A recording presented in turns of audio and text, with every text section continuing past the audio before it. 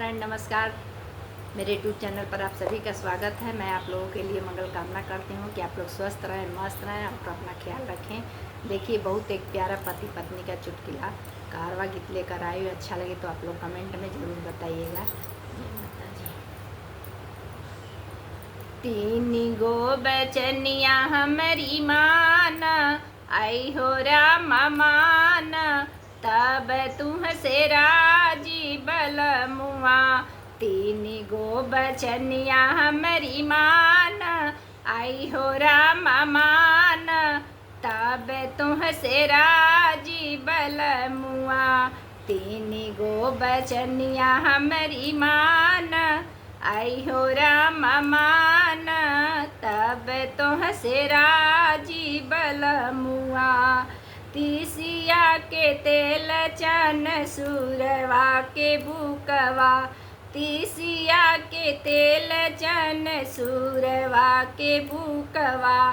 तीनों जूनी बुकवा लगावा, तब तुहसे राजी बलमुआ।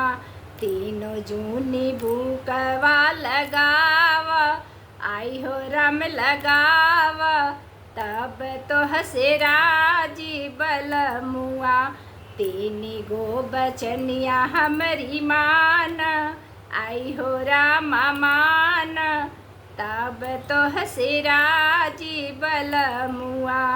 तीन गो बचनिया हमारी मान, आई हो राम मान, तब तुहसे राजी बलमुआ।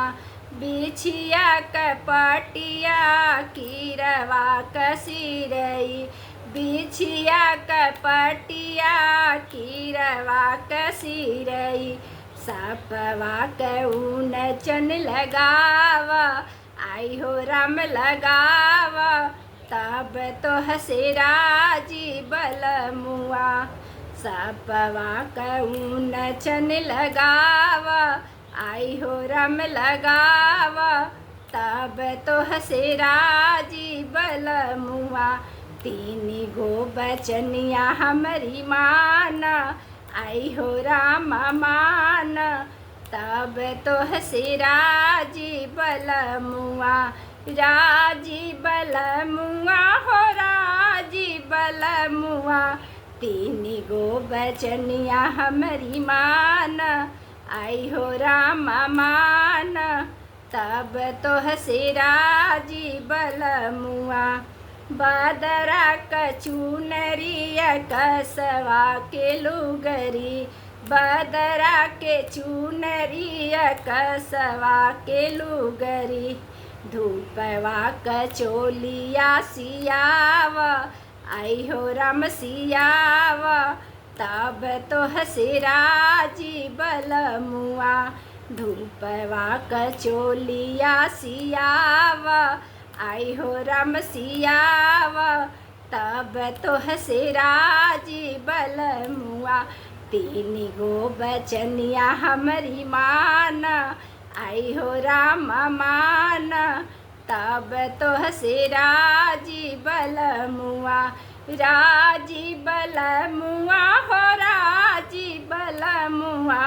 तीन गो बचनिया हमारी मान, तब तुहसे राजी बलमुआ। तीन गो बचनिया हमारी मान, आई हो राम मान, तब तुहसे राजी बलमुआ।